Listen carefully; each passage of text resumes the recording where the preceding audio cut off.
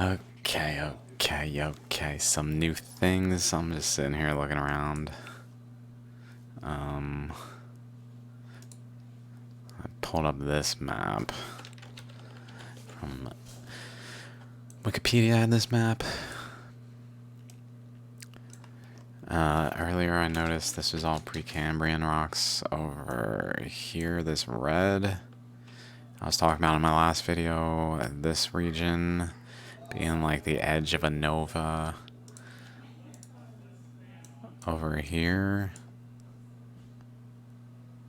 I believe is where it was, or here.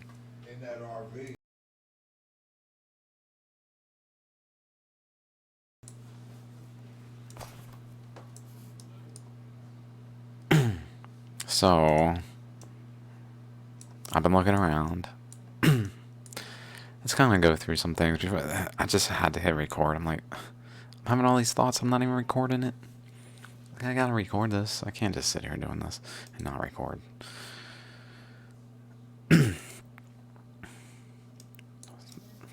So, I noticed. Let me just jump into what I was especially feeling needed recording. If we look here, there's this boundary right here, that just continues, and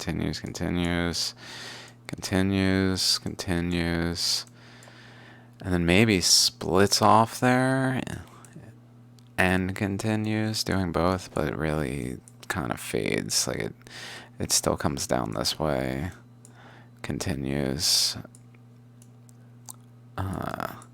generally over into this region, and then this is my thoughts, is it starts going down this way along this region, this current, but then there's on this side, this structure, which is, in my opinion, caused by an undercurrent that's flowing, that's really creating like straight lines.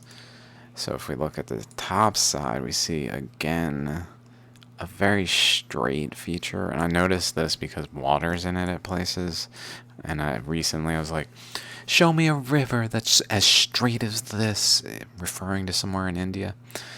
And this river is as straight as this, but the thing is the river is only as straight as it when it's filled. Like the actual river is more like this throughout the whole duration when it's not filled. But when it is filled, it looks more straight because what it's filling is actually this crevice here, where a current was flowing between this boundary and this boundary down this channel, especially down that channel.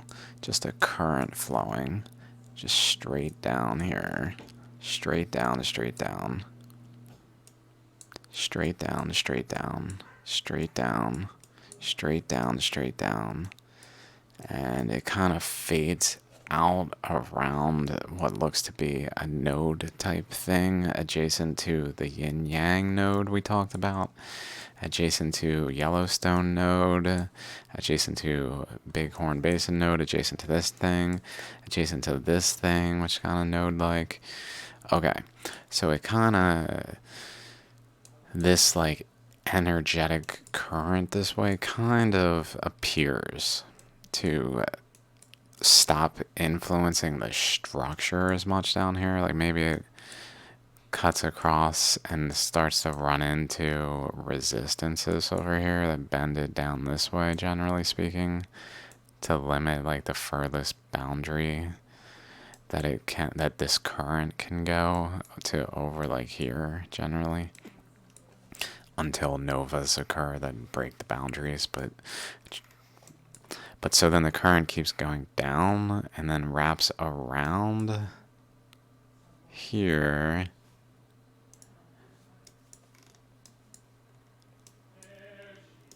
Around here. It goes down around here. Okay. So, let's go back to the Earth. Noticeably, there is a string of volcanoes right here. These volcanoes. Why would there be volcanoes like that along this boundary? And if we look over at this current, this current that's very straight, at times it branches off from this current and starts to like fall away from it. Imagine on this side, it's pushing up a mountain range, relatively speaking, the support structure thereof, pushing it up. So it's creating a wall over here. So currents flowing along the boundary tend to create this like crevice, but at times they just are like uphill, like pushing into a corner here. So effectively pushing uphill. And what does that do? It causes it to branch off, branch off, branch off, branch off. And it starts to branch off. And what I believe then starts to essentially wrap around and come over that way. And so, with any currents off of this side that are caused to like flow downhill, basically, then ramp away from that and start to, especially in this region, vibrationally flow away from that wall. And that collides with the current coming down center, and that starts to just create eddies. And especially creating volcanoes, a just ring of, or a row, a chain of just volcanic mountains at the boundary where there's two currents colliding that are not traveling in the same direction, and they collide and produce an actual vortex. Because it's a current, it's not just like a wave, boom, like one wave going this way and then wave. Like, it's literally a continuous current that are continuously influencing each other at a point, creating an eddy there. And then that eddy creates like a positive negative structure. There's probably it looks like those are like around this boundary inward here, the volcanoes. Not quite at the boundary here, but over along here where the currents are caused to like wrap down and out, maybe even out like that way.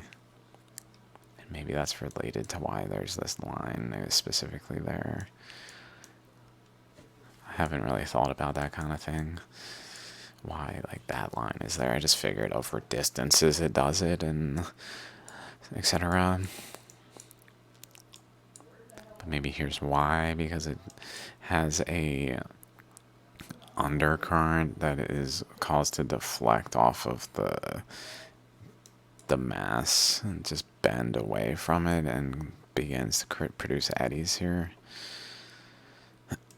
Which then generally just this whole region becomes eddies, just pushing the boundaries. The eddies basically push these boundaries to create space in the region so that the pressure is relieved by extending the outer wall beyond where they originally were here. Enough to relieve the pressure of the region, in essence. Okay. What else? So I was just kind of looking around.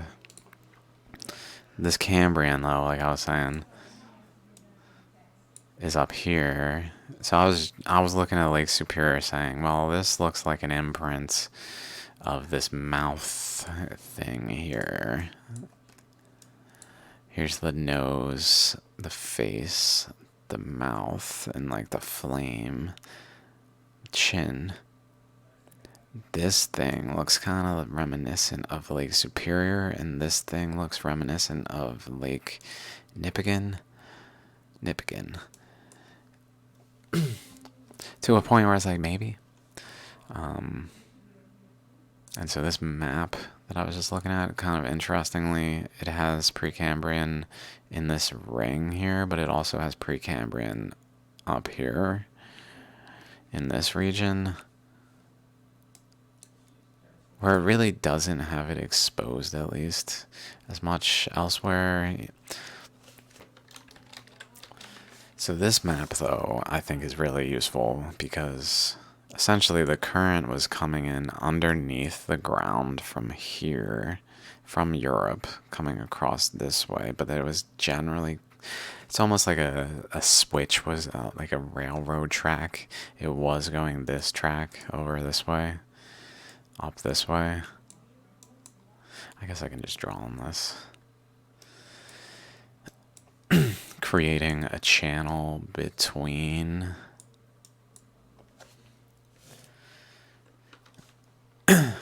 and then it also carved into, because here's the core. This is where the core was, generally speaking. And it carves a channel in and starts to wrap around it. And just like underneath the ground, mind you. Underneath the ground, wrapping around it and just redistributing the mass until things are more balanced in this region. But as a result of that, in order to like unmake this the nucleus, it had to like remove the nucleus, which then effectively caused a depression in the overlying surface that then is Hudson Bay.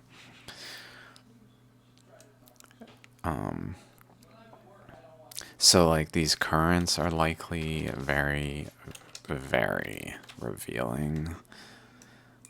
Like this boundary here is kind of around the Appalachians. So anything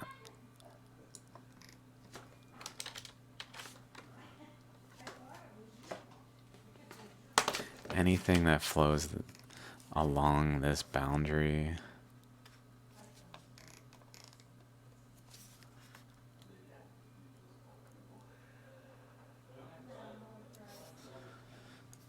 on the eastern side from this initial current at the top, anything that does is going to come in at a sharp angle and just kind of go this way. So these like lines, these fault line type features that it's drawing are generally in line with like what would be anticipated from just this current.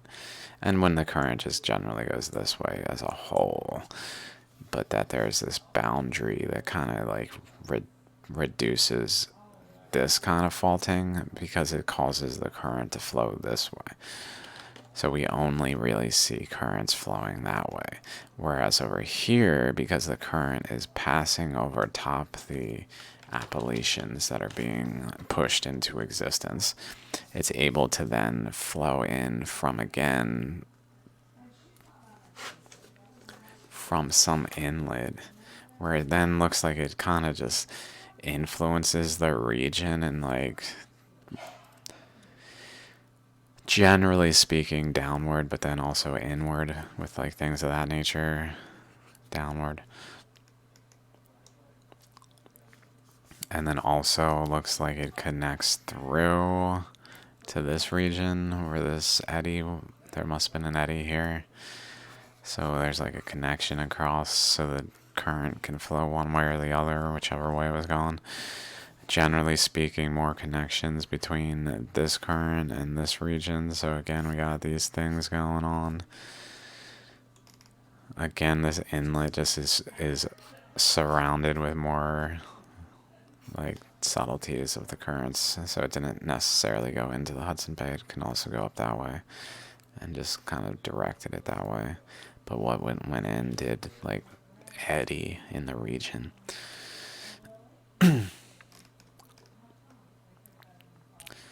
And then stuff that came in this way also went up here, it looks like, and create also in and in to this region again, where there's a nova center of some sort. I'm not sure directionally which way the spiral would be going. Some kind of arc that has behind it like a track, suggestive that there was some sort of, maybe this, generally speaking, brought energy out that way, that then generally propagated this way at some point.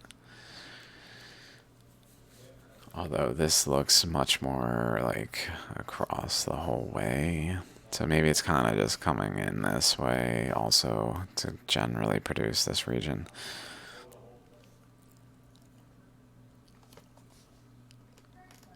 But then once it gets up past Greenland, it just wraps around and joins with the currents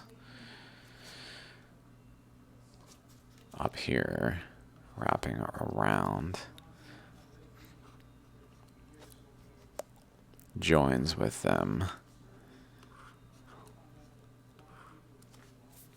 I guess this also goes into Greenland a bit there. But generally speaking, just continues. And then it looks like this current could also come in this way, and so there's like a collision point. Anything on a certain like path generally went that way. Anything else went like that way.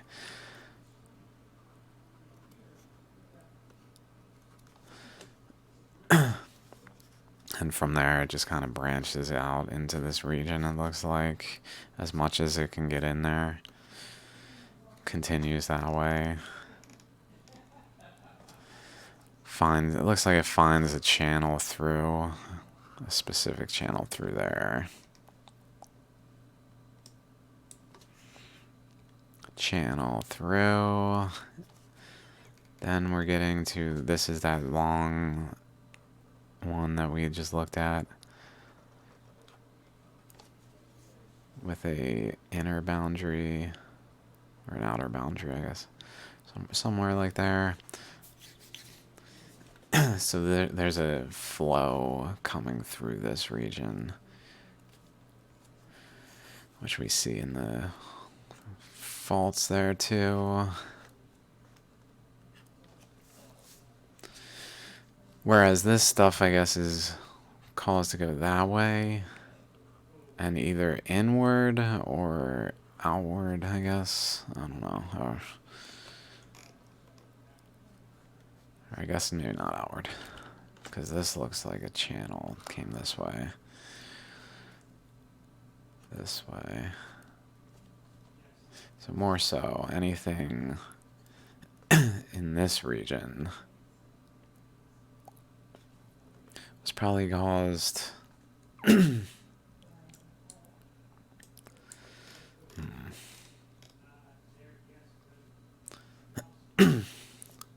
just trying to look at this real quick. Where this map is in 2 dimensions, so this flow comes around like this also. And has like a general limit here somewhere. Maybe here. Where the current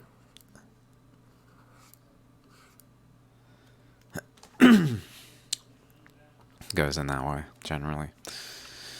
Okay, and then looks like this runs into here, so there's a current coming down for sure, this one going down, which then begins to experience stresses, maybe, from these currents generally, like, merging with it, to then make this, like, dotted with mountains, especially there.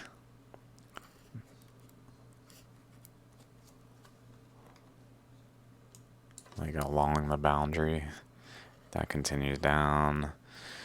There's flows here, like this is going this way, and then it looks like it kind of reaches this region where it's just more laminar, so it's not creating fault lines detectable or something. And then it kind of runs into these like nova centers here.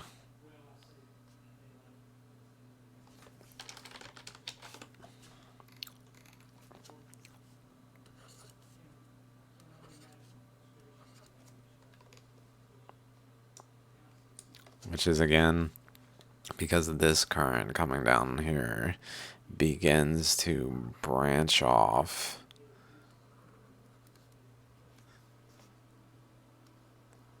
running this way and colliding with currents coming wherever it is exactly, down the coastline and also out this way generally. Like colliding, creating these eddies.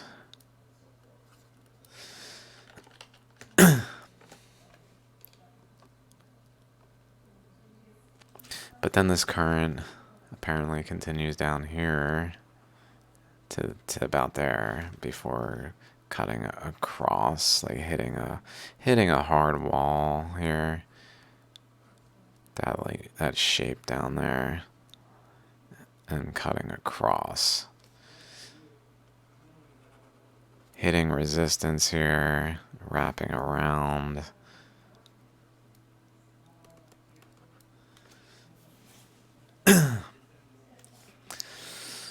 Running into this current still, so they're probably producing eddies just everywhere. Just eddies, all bunch of eddies and underneath here.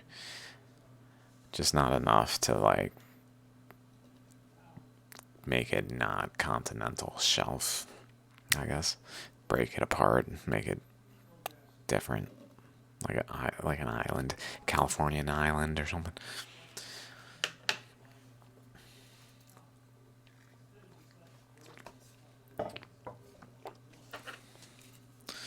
Here's another of those.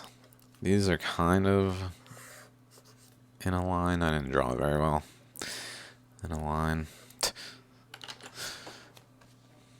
In a way where maybe they're related also because of something that was projecting that way very focusedly, maybe. I wonder if it has anything to do with this. I don't know what that's about exactly. Since Soft Coast, I haven't thought that much about the oceanic crust outside of stuff related to Australia and Pacific Ocean in general, but like not stuff like that.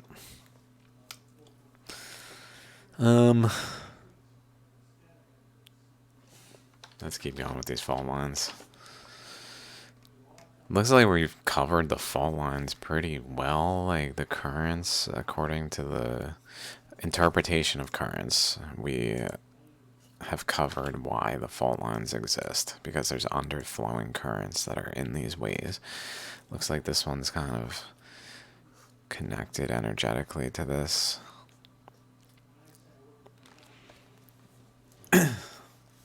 Here, maybe, like energetically due to this. And some currents kind of meandering relatively.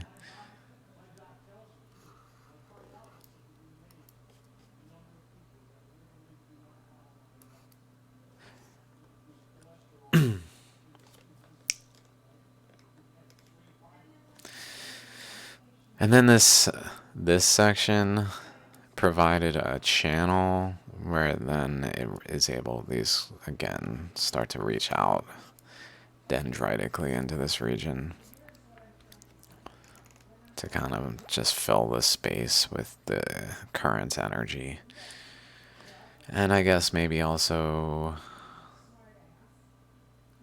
similar things going on here because of it. Generally speaking. And then this down here, wrapping around, probably when it runs into this, is related to that. This looks almost dome-like for some reason.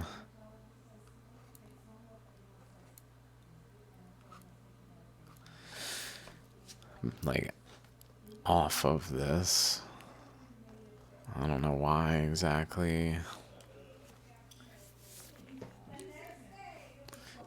Because there's an energy coming in this way. In order for there to be an arc in this direction, it's got to be related to this side.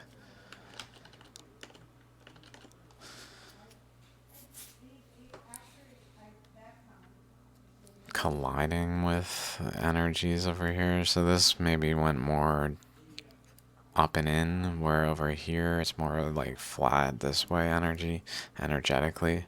So it's more creating a wall for pressure to push into to bow it out, to then create a fault system within due to the tensions in the region. That seems to be plausible, something of that nature. Then we see this current continues still down here, relatively. And this has... I'm not completely sure. This might actually be going in the other direction. Just based on these faults, it's hard to say. Because these kind of go like off of it like that.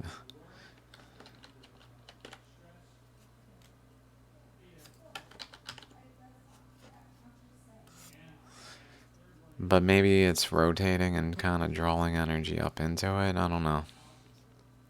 Like pulling currents from down here, down it, up into it.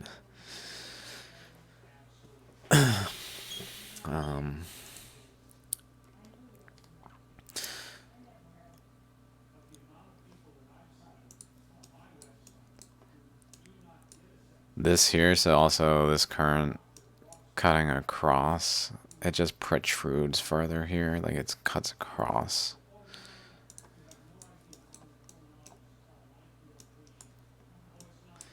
Just straight across, extending this region out, bubbling it out further. Bubbling it out further. So it, because of the pressure, it's able to push this region further out, but then it, as we move further south, the pressure cutting across is not there, so it starts to move back towards where this boundary is. And it does, and it reaches that boundary, and then it follows that boundary, and up until that boundary starts to become undefined because it's running into colliding currents underneath the ground that lead to the nuances of this region, which then explode up into the Canadian Shield region, and in part influence it by at least creating this, it appears. The Lake Superior and Nipigon, maybe not these, which were maybe preformed at a different time, at least in part. I don't know, it seems like they should probably reform simultaneous just based on everything else. But hey, based on what I read on just searching, is they were substantially older than Lake Superior. Like, this does not look like they're unrelated. It makes no sense for them to be unrelated in their formation process.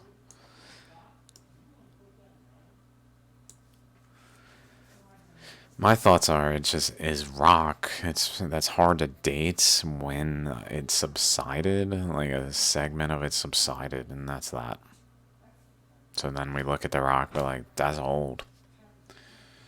It's not like it brought new material to the surface. It just depressed the material that was there and made it literally drop down to a lower elevation.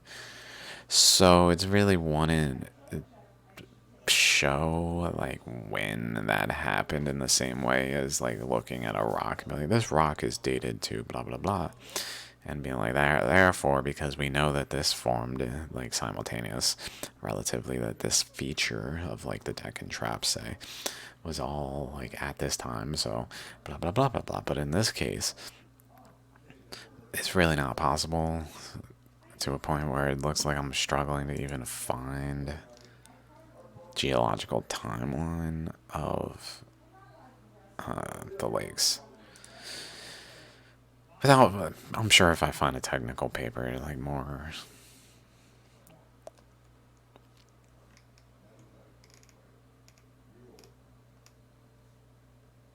So like Phanerozoic, Archean, Proterozoic.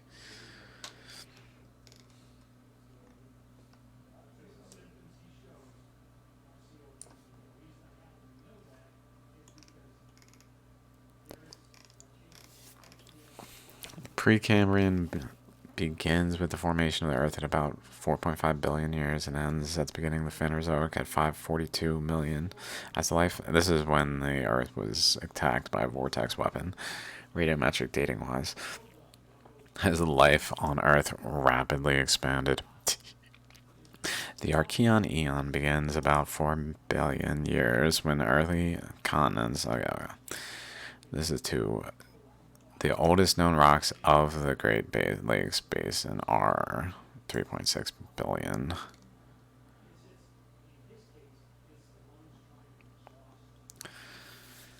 Beginning around 2.4 billion, there was a deposition, blah blah blah. This is really pre-expansion.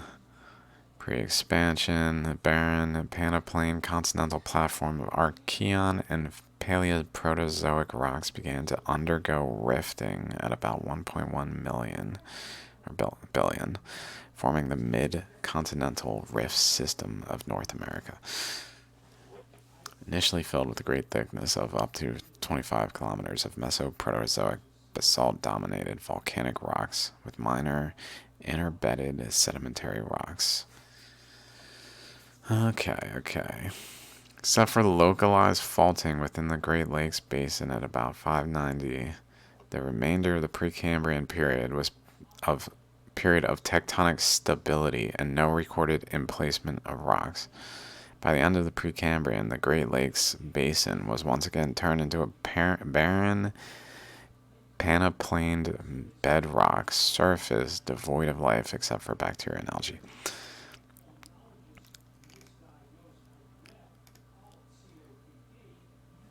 Lakes Basin were teeming with life. Precambrian, the Cambrian ocean surrounding the Precambrian basement bedrock of the Great Lakes Basin were teeming with life.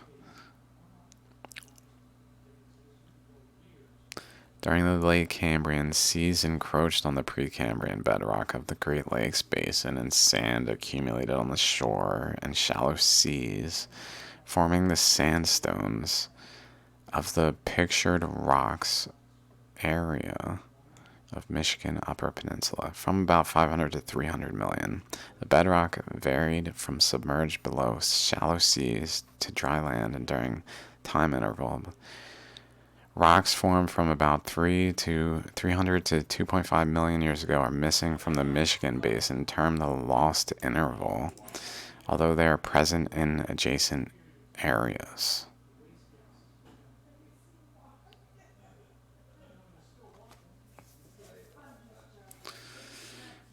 Weird.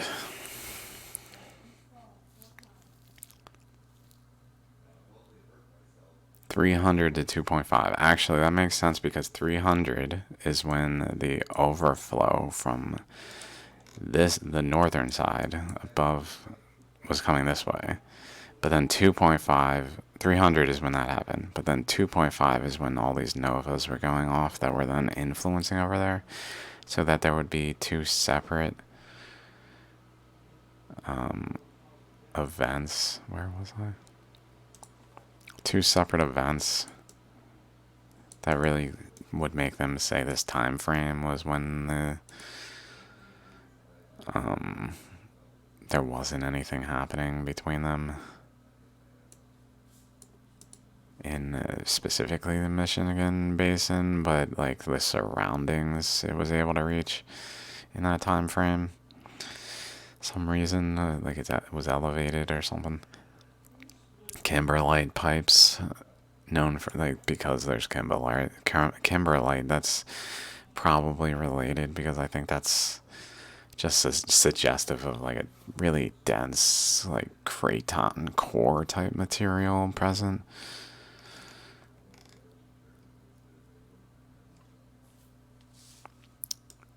Beginning 2.6 million years ago, has shaped the surface topography.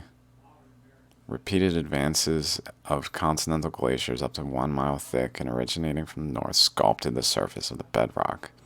No. The glaciers carved out the basins that are now occupied by the Great Lakes. No. No, dude. The less competent, rocks tend to be more easily scoured and result in valleys.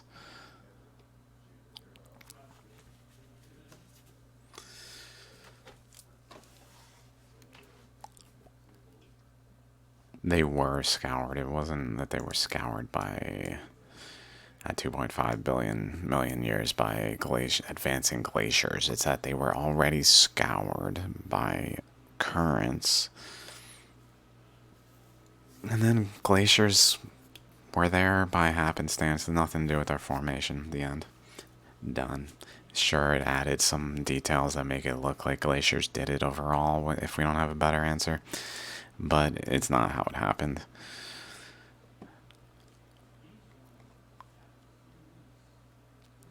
Yeah.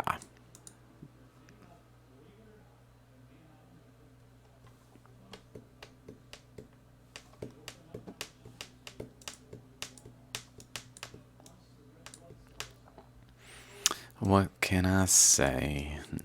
What what more can I say? Thanks, Jay. Jay. Can I call you Jay? Sean? Is this Sean? I think it's Sean. Pardon me if it's not. Yeah. That's right, Sean Carter. Dude.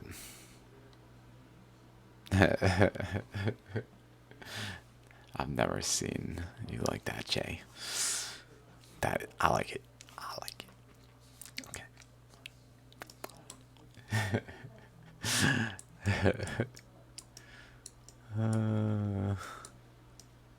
What more can I say?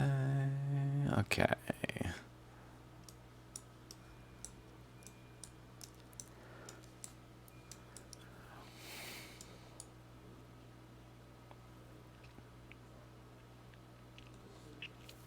I think that mostly explains North America to a sufficient degree where, like, what more can I say? Over and over again. What more can I say? Shields down. That's what I named the last one. Because it's about the Canadian Shield being, like, the core of North America. The shield being, like, broken. So, sounded optimal. What should I call this one? I don't know. I'll think about it. See y'all soon. Till then.